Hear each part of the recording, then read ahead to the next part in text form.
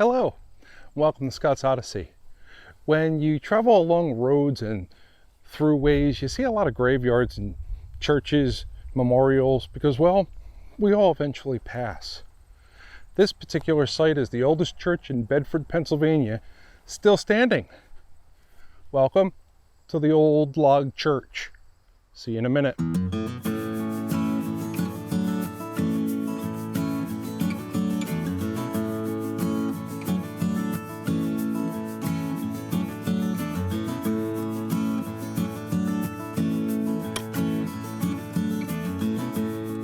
Welcome back. If you've watched my videos before, thank you for your patronage. And if you're new to Scott's Odyssey, welcome aboard. I hope you enjoy this story of Bedford, Pennsylvania's old log church. I'd like to politely request that you stop finding my channel by accident.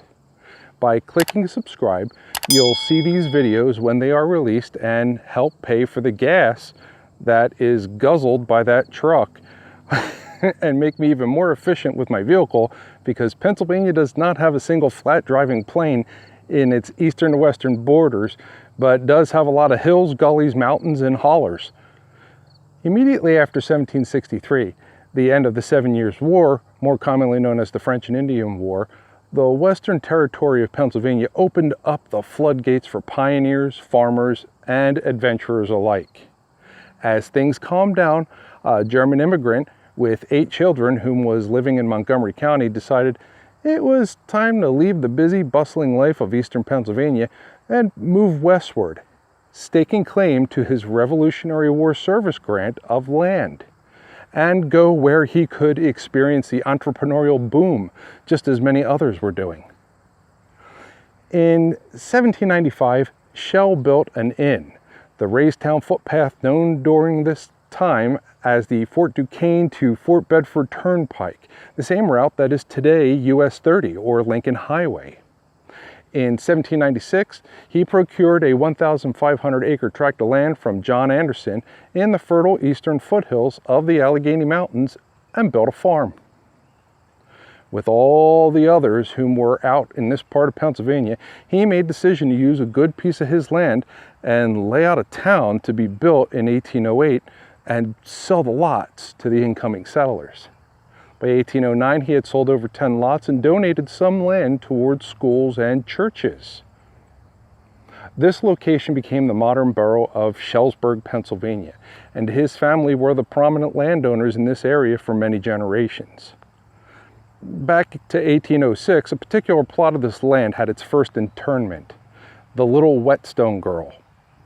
Sorry, I don't have any information regarding her story, not yet anyway, so let me know in the comments below if you know of stories and locations such as this one of the old log church. My research is limited only by the information that people don't share openly.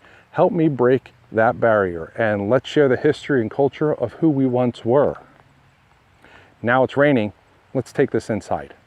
Now that we're inside, let's see if we can continue the story. It's downpouring real heavy outside.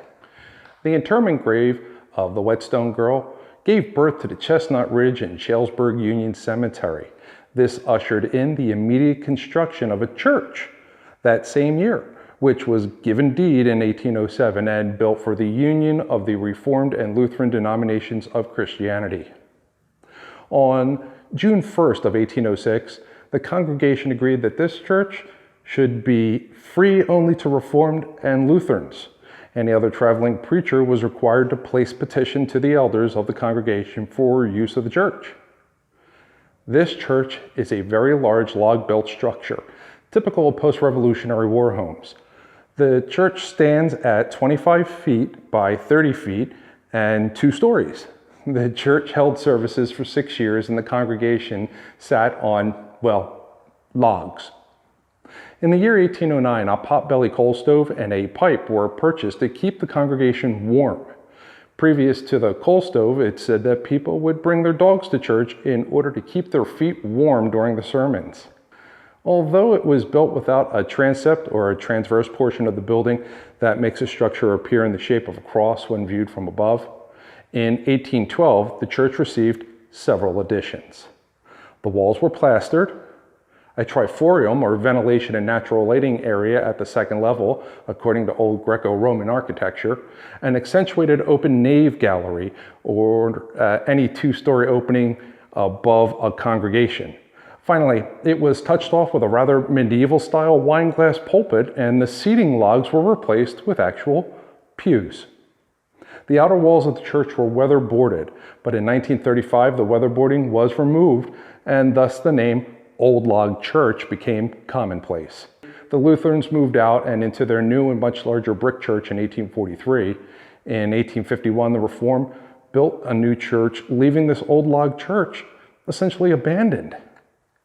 Because of the existing burial sites around the church, members of Lutheran, Reformed, Methodist, and Presbyterian churches all became corporators, or common joint caretakers of the property in 1860. The church is freely open to everyone, every day, sunrise to sunset, from Memorial Day to Labor Day. During the spring and the fall, it's only open on the weekends. Be aware, although the first interned in the cemetery was in 1806, and later the entire Shell family, including his mother, his children, throughout the 1870s, this site is still an active and currently in use cemetery. So when you come out for a visit, be respectful of those in the ground and on the grounds.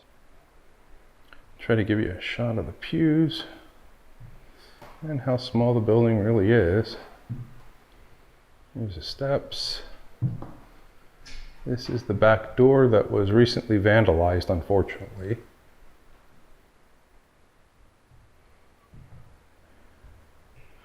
So the area of the pews, this is your nave, where the congregation would sit. Here is your pulpit.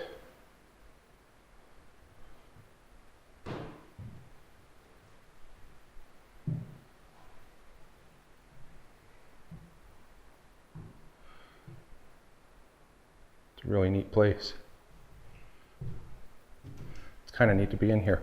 Go up to the stairs to the pulpit for a moment so you can get a view from up there. So you can see what the pulpit actually looked like. A seating area, standing area, an actual closing door.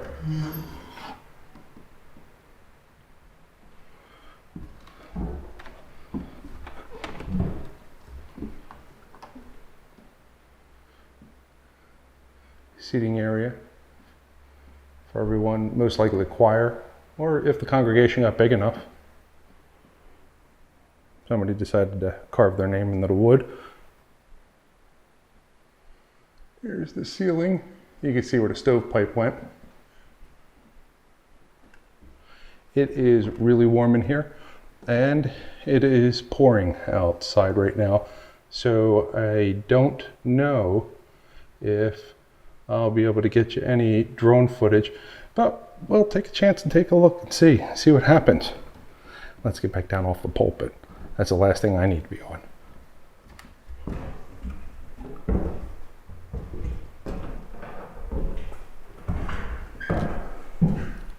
Something I think is interesting is the way this church is laid out.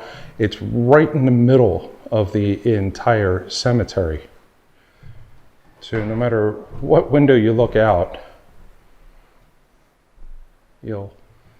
let's see if we can kill that light. No matter what window you look out, you will see cemetery in every possible direction. And there's a lot of people here. We are in probably low thousands number, easily.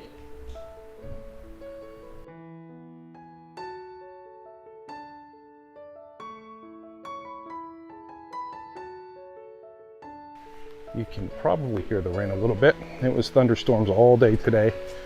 Let's see what we can do. We're heading away from the church, back down. We'll see if we can't get the drone up. If we can't get it up, I can't get it up. And it's just the way that's going to go. But we'll try anyway. Why not?